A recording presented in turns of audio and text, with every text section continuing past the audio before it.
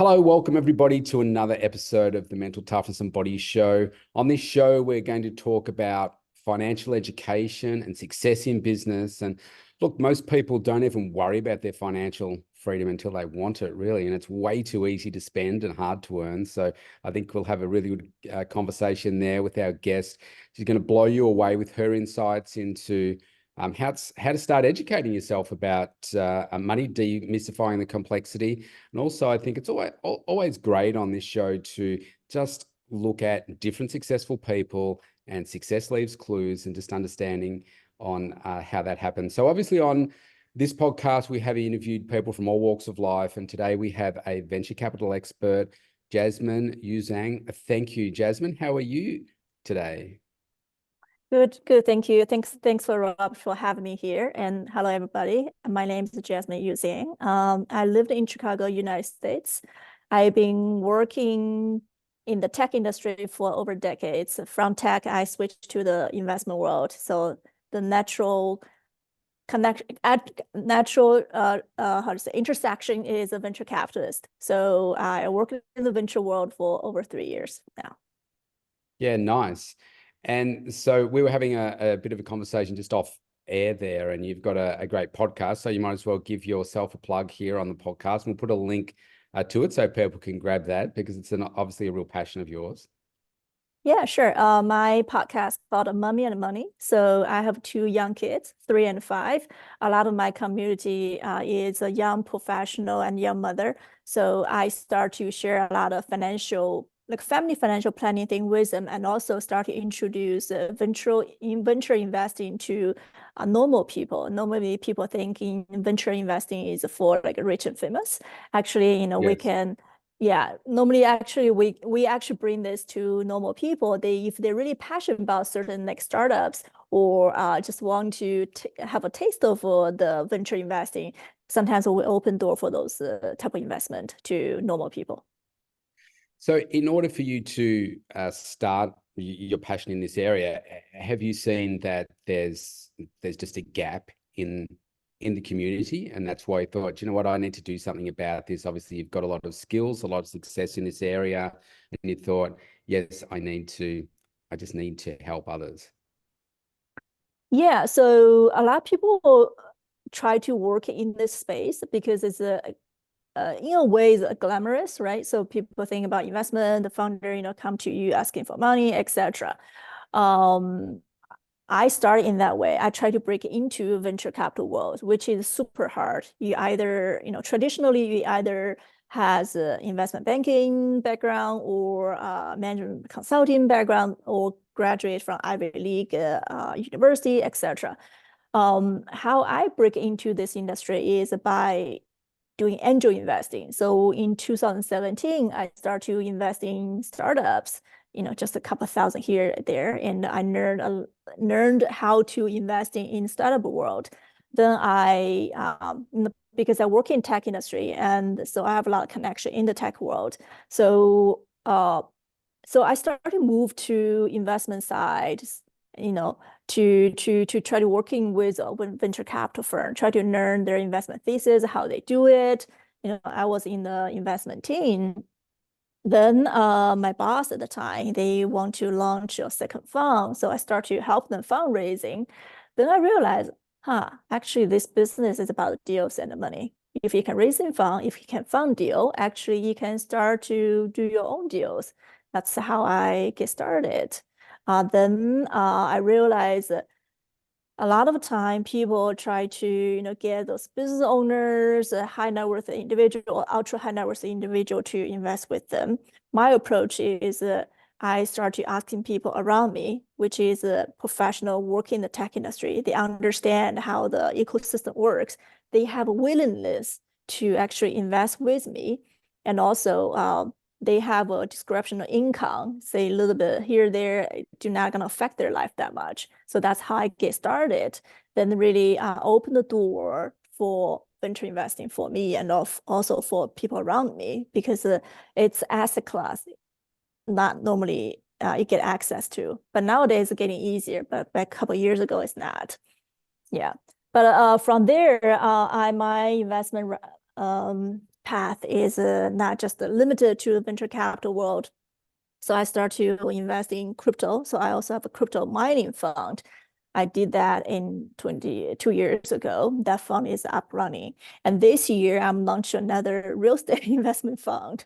So I'm just really enjoying investing and try to invest a different asset class because my investor base, they push me to find new investment for them. Sometimes they say, hey, venture is too risky. Do you have something more stable cash flow? So of course, then I started learning real estate investing a couple of years ago and using my own money and did a lot of deals. Then this year I start to, again, maybe I'm ready to launch a little fund so people can start to invest with me.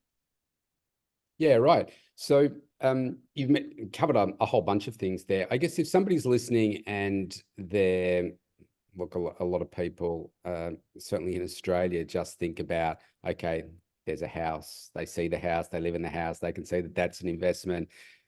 We have superannuation here, so which is, you can contribute, your employer contributes, and that's generally most people's like investment. They don't have any additional strategy. Some of the concepts that you're talking about there, people are like, oh no, I don't understand. It's like I won't get involved and so forth. So what would be some steps that you could suggest for perhaps people to get more information to, obviously I'll put your details below this podcast so people can get in touch, but what, just from a mindset perspective, to get people to think a little bit differently, what would you say to that? So I know like venture or private equity investment is not for everyone. It's a frontier, and I understand that. But also a lot of time it's not about people do not want to invest in those asset class. It's about do they understand it? Do they trust you? I think that trust is super important. So I spend a lot of time to build a relationship, foster that relationship. So people normally start with a small check with me, then they grow, they double down. They see the return. They see, my working ethic, and also my deal returns. They start to invest more with me. And even in US, traditionally it is. So if we think about the investment more like a pyramid, in the foundation, it's all sorts of insurance, right? It's life insurance, health insurance, house insurance, car insurance, etc. It give you a good foundation. Then on top of that foundation is short-term liquidity. So that's people will have like 6 months of savings, that type of investment. Yes. Then on top of that, then it's a public equity you mentioned. It's the retirement account. In US, it's 401k or IRA, right? So that type of investment is normally associated with public equity, stock, mutual fund, ETF, those type of stuff. Then on top of that, I would say it's a little bit risky area. Then that's on top of the pyramid, it's the venture capital investment, or individual stock investment, or crypto investment, or private equity. But private equity also come with many shape and forms. Some is very safe. Sometimes they're more like a credit fund. They generate very conservative return. They distribute cash, every quarter, etc.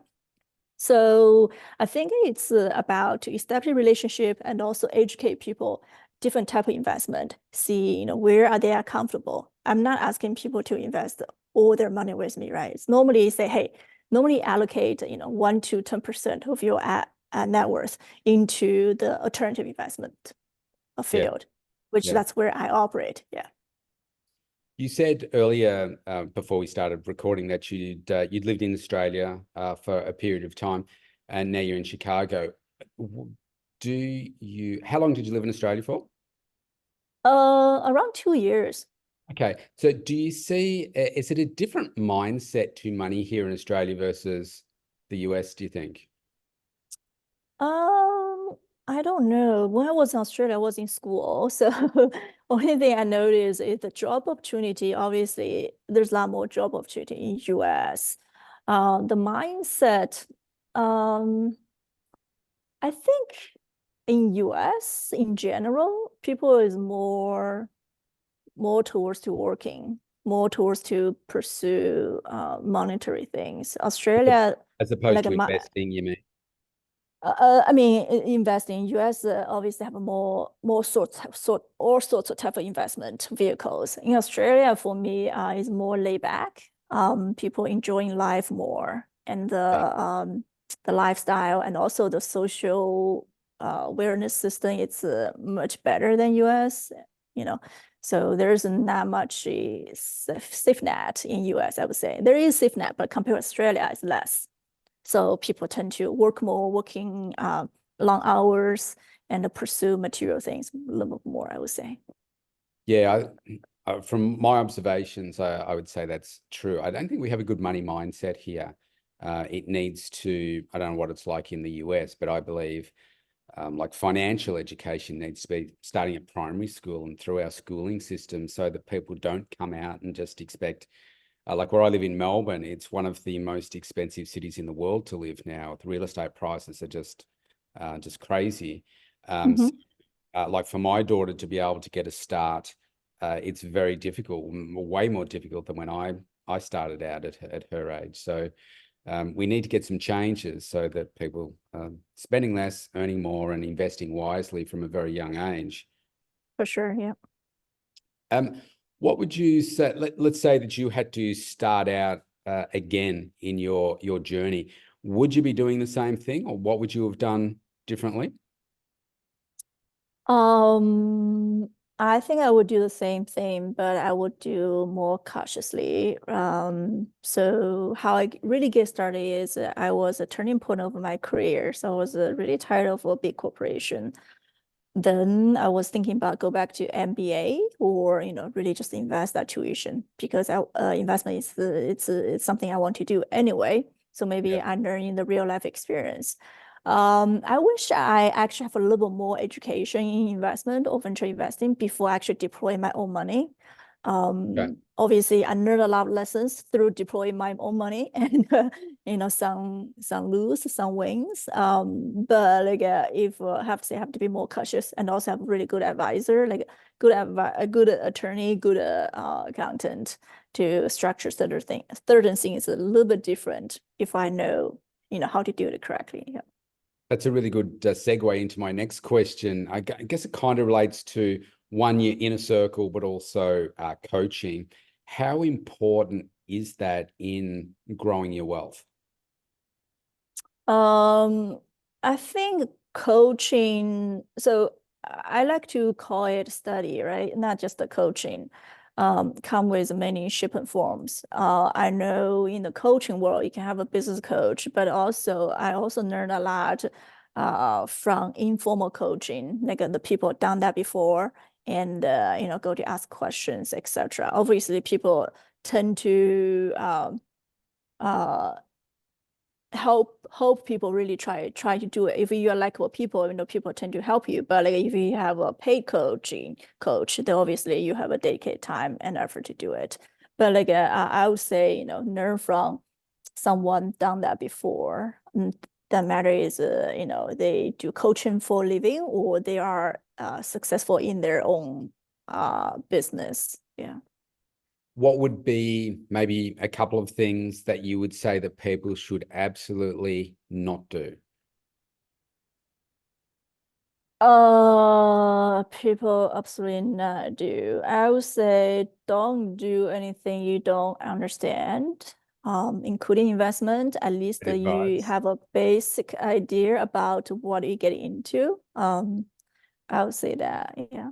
I think what you said before is really good. I mean, we get hit by a lot of different ads and stuff here about crypto, and there's a lot of fakeness on social media and people making out that, they're making, hundreds of millions of dollars and so forth through crypto. So people are wanting to put more and more money into crypto. But what I like what you said before about people investing with you, 1 to 10%, but be prepared to lose it in the crypto world. But don't put all your eggs in the one basket. It's really important to diversify, right? Yeah, absolutely. Especially crypto is a super risky asset class, and it's not for everyone. It's a frontier. Yes. And it could just disappear at any moment, really. Who knows? It appeared Yeah, the where, who knows? There's not a lot of regulation around all these coins and stuff that are just being made up overnight. Uh, yeah.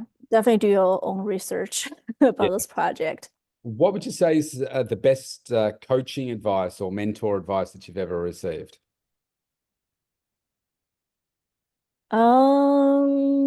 Good question. What's the best one? I don't know. I feel like I learn like a little bit nuggets from different people. Then I like to see coaching is more like you grab a sand, like whatever you can grab on your hand is something you really intake. So I just cannot think about one, and I think as a as time passed, different things resonate with me a lot more, a little bit different. Yeah. I like the one that's which comes from JT, which is stop talking about it and get it done. That one really resonates with me because I'm Mm, more of a left brain thinker and can tend to procrastinate a bit. So mm, that one has certainly helped fire me up uh, mm. more and more. Um, Obviously, you run a successful business and you're on multiple, and yeah, that's running one is hard enough. How do you manage that work life sort of balance in your day-to-day life? Yeah, so for each business, I have a business partner, so that helps a lot. And also, at a certain stage of life, I think have to prioritize my life since my kids are very young. So right now, I actually prioritize family over my business. So I do spend a lot of time with my kids. Um, yeah, I do like what JT mentioned before. You can have the all, you can have all, but not at the same time. So that one kind of resonated with me. I'm not sure it's coaching advice. It's more like a something really makes sense, I think. Yes. Yeah. Yes. So on this show, I love to talk to people about what their daily routines are, particularly in the Mm. health and wellness space. So perhaps, given that you're successful, and to help give the people a bit of an idea as to what success looks like for you, what's a typical day of, say, food, exercise, and so forth look like for you? So I believe like how do you say this? I believe is we all know certain things good for us, etc. And exercise, eat healthy. But like I believe something is whatever works for you, and you can do it in routinely. That will be successful. So for me, is if there's a two meal, I will try to choose a more healthy one. So Yes, small thing like that, I think it add up. And also another thing for me is if I don't know what to do, like I'm bored, whatever, and what not to do, I just read and exercise. Those two things always will generate certain result, like long run. So, my daily routine is really try to eat healthy, and I'm trying the new diet, like intermittent fasting. So okay, I only diet a certain time frame right now. So that's something I'm doing. Exercise wise, in the winter time, the whole family skis. So every Sunday we go to ski. oh So wow, that's yeah, that's kind of like our exercise for now. And yeah. yeah, okay. Do you have to travel far for skiing? No, we just go to local ski area, which 1 hour away from our house. Yeah, not Yeah, far. okay. Okay. That's the interesting thing about Australia. I mean, from where I live, you can probably drive an hour and a half to 2 hours to get to ski fields in winter, but it's not an easy commute. Oh, okay, yeah. Yes, yeah. Chicago is cold enough. Well, Chicago do not have a big mountain, so it's really we have to go to Wisconsin for a little hill. Yeah, yeah, yeah. Okay, nice. Um, what would you say is the legacy that you want to leave? I think I want to live certain value. That would be the legacy, and that's the value, my parents, passed down to me. It's like a working hard, right? That's a core, and also I think it's pursue like know what do you want to do, know what type of life you want. So if I something I give to my kids is to really pursue what they are good at it, like what's their competitive advantage. Really think about it. Yes. Yeah, and a certain value, working hard, um, be kind. I think be kind sometimes is harder than be smart. Yeah, There's a absolutely. lot of smart people. Be kind. Yeah. Yeah, absolutely. Yeah. Where do you think your drive comes from? My drive. Yeah, your drive for success. I think my drive just come from like I see my parents how they started and how they end up. Just like it's a natural drive for me, and also it's a sense of accomplishment. Um, yeah. But in the business world, of course, it's normally measured by money. But like I don't think it's just for money. Money is a means to support our the life we want. Yeah. It's about to do things. We have a will to say no. It's like something I don't want to do because we have certain um accumulation, we have the power to say no. Yes. Otherwise, you have to do certain things, in order to, you know, keep the food on table, whatever. But like, hopefully, I still always have the opportunity to say no to certain things. Yeah. Yes. Okay. Fantastic. Just a couple more questions. So Mhm. just with your podcast, so do you see that so is it mainly aimed at women? Is that the Not necessarily. Like just women, just my natural community. There's a lot of things right, we because you've got a young share. family and it's just what resonates. Yeah. Yeah, exactly. People in their 30 or 40, 30, yeah. I think they just more resonate with them, how to raise young kids at the same time, to have a career or to be a business woman. What's a challenge, what's important. Yeah. Yes. Yeah. I mean, there certainly needs to be more conversations in that space, for sure. So last question. So let's just say that it's just business and somebody wants to get into business. They're thinking about getting into business. Doesn't have to be in your space or even my space. Mm-hmm. Yep. Obviously, you haven't always run your own business. So what would be some advice you would give to somebody that's maybe thinking about changing careers or setting up their own business? What was something that you would say maybe that's helped you get to where you are? Yeah. So I would say just do it. I'm also left brain, tend to overthinking, over planning. So sometimes I feel just do it. Of course, with a little planning, right? If you work in a corporation, maybe you can have side business first to try it out. Then you feel more comfortable. You can, resign to go full time on business, or you have certain savings, so don't have to worry about for, I don't know, 6 months, a year. Then try out your idea, give you a certain time frame to say, hey, if this idea works out, great. If not, maybe back to normal. I don't know. I just feel like you gotta do something rather than thinking. Yeah, fantastic. And so if people want to get in touch with you, what's the best way to do that? Yeah, so I am on pretty much all the social media, but use the same name, Jasmine Yu Zhang. You can find me on Instagram, Twitter, or LinkedIn. So I use LinkedIn the most, I would say. Okay. All right, Yeah. great. Well, what I will do is I will put the links below this podcast when I post it. Wow, I mean, I think you've provided some great information here today, and I think real inspiration that like you said before, yes, you can have it all, but you can't necessarily have it all at the same time. But here you are, young mum, successfully running multiple businesses, still keeping your whole background there really neat and tidy as well. I know what it's like having young kids. Um, and Yeah. having a tremendous amount of success. So I want to thank you, Jasmine, for coming on the show today. It's been an honor to have you here. Yeah, thank you so much for having me.